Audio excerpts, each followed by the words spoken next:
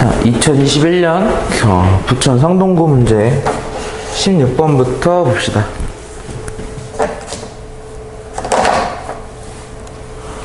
자, 문제를 보시면 2차 함수가 존재하고 그 2차 함수 안에 딱 접하도록 그려져 있는 직사각형의 둘레의 최대값을 구하라고 얘기를 했습니다. 자, 그러면 우리가 우선 필요한 게 뭔지를 생각할 수 있어야 되는데 직사각형의 둘레를 구해야 되겠죠?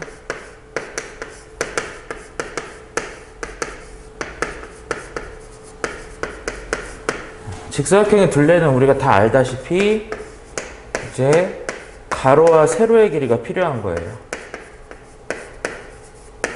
이제 이 가로와 세로의 길이만 여러분들이 정해주시면 되겠습니다.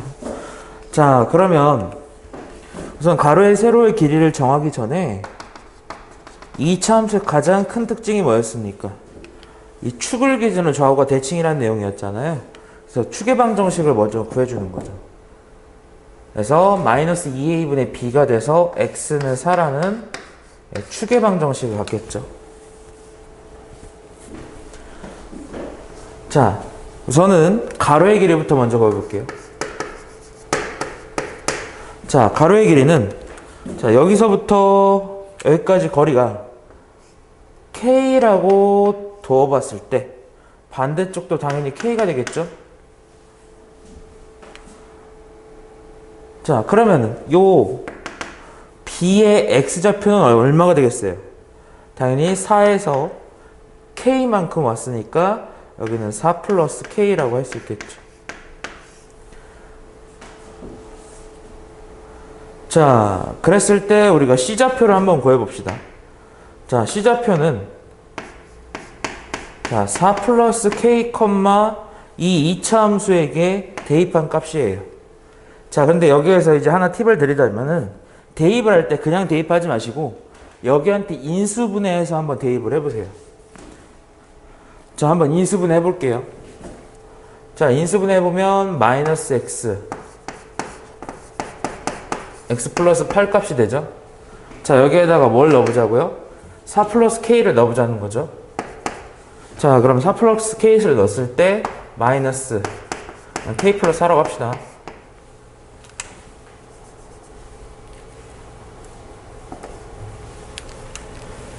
자, 그러면은 k 마이너스 4라는 값이 되겠죠.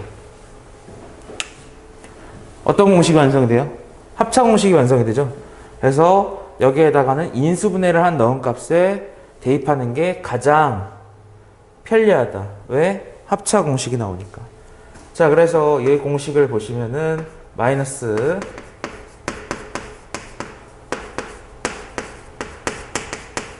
이렇게 나오는 거죠. 그래서 y 값이 16-k 제곱이라는 값이 나오게 됩니다. 자, 여기서 중요한 게 분명히 길이는 양수가 돼야 돼요.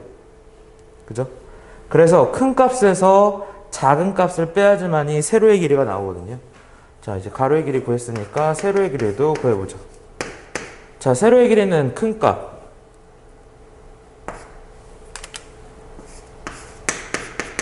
(16-k) 제곱에서 세로의 길이 가장 밑에 있는 값이 y가 마이너스 1이죠.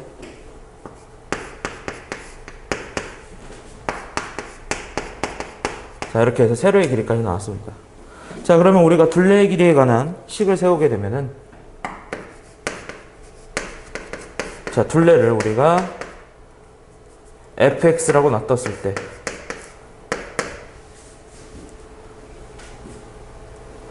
자, 가로의 길이가 얼마죠? 전체가 2k. 세로의 길이는 방금 전에 얘기했듯이 17-k 제곱. 당연히 둘레의 길이니까 아까 얘기했듯이 2배의 값을 여기다 해야 되겠죠. 자, 식을 조금만 정리합시다.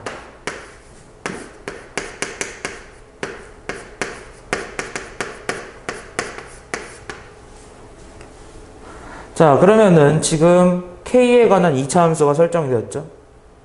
자, 여기서 중요한 게 k에 관한 2차 함수를 설정을 했으면은 그때 k의 범위도 반드시 구해줘야 됩니다. 미지수 분자 k를 설정해줬으니까. 자, k는 당연히 길이니까 0보다는 크겠고요. 그 다음에 17-k 제곱도 0보다 커야 되겠죠. 그래서 k의 범위는 이렇게 나오겠습니다. 자, 우리는 뭘 구하러갔어요? 둘레의 길이의 최대값. 2차 함수에서 최대값은 언제 가지죠? 축의 방정식에서 가장 높은 값을 갖게 되는 거죠. 자, 요 2차 함수는 어떤 모양이에요?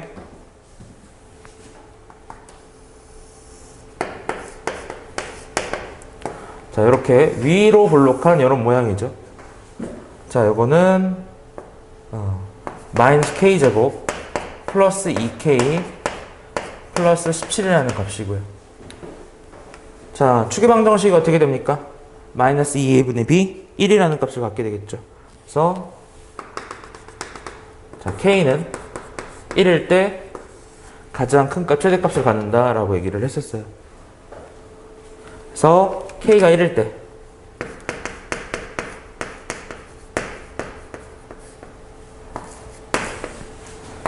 대입을 해보면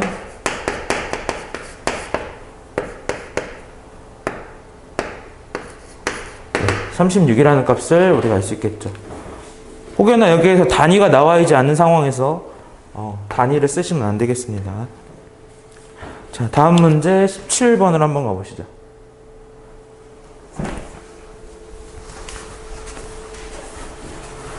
자, 2차 방정식이 있는데 2x제곱 마이너스 4x 플러스 1은 0에 두 실근을 알파 베타라고 나왔습니다. 자, 그랬을 때 베타 값이 더 크다라고 얘기가 나왔어요. 그리고 그 알파 베타를 한 변과 한 변으로 하는 직각삼각형, 그 안에 정사각형이 내접한다라고 얘기를 했어요. 그래서 그 정사각형의 넓이와 둘레의 길이를 두근으로 하는 2차 방정식을 세워보자, 이런 내용이죠. 자, 우선은 우리가 중학교 방식이랑 조금 달라 버려야 되는 우리가 습관이 있죠.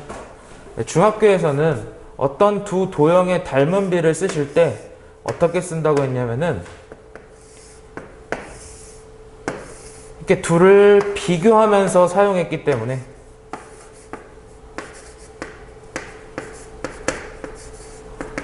뭐 이런 식으로 사용했어요. 물론 여기서도 이렇게 사용해도 상관은 없어요.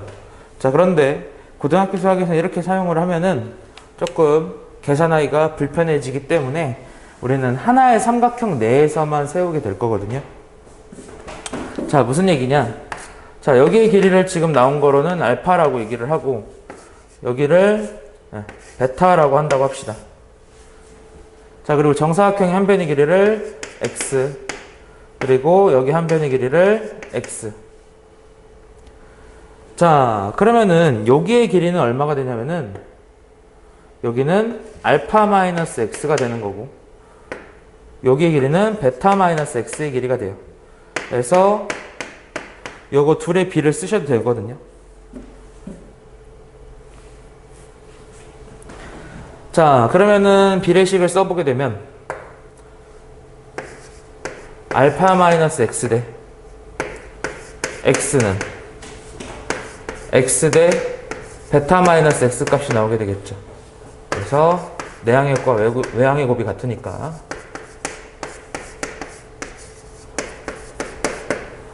자, 정리를 해줍시다.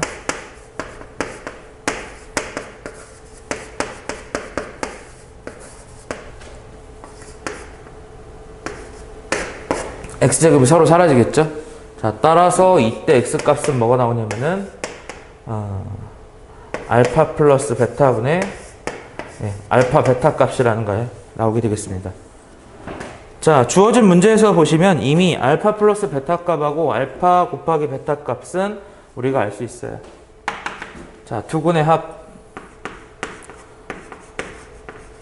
주어진 식에서 두근의 합 알파 플러스 베타는 마이너스 a분의 b죠. 2가 나오겠고 두근의 곱은 주어진 게에서 a분의 c가 되니까 2분의 1이 나오겠습니다. 자, 따라서 이 값의 결과는 네, 4분의 1이라는 거 알 수 있죠. 아, 저기 정사각형의 한 변의 길이가 얼마다? 4분의 1이다. 자, 그랬을 때 둘레와 넓이를 두 근으로 간다라고 얘기를 했으니까, 자, 둘레는 여기서 나온 것과 같이 1이라고 얘기를 했고, 그 다음에 넓이는 4분의 1 곱하기 4분의 1이 되어서 16분의 1이라는 값을 우리가 알 수 있겠죠. 자, 그럼 다시 여기에 대해서 우리가 두근의 합과 두근의 곱에 관한 식을 세워야 되겠죠. 자, 두근의 합은 얼마냐?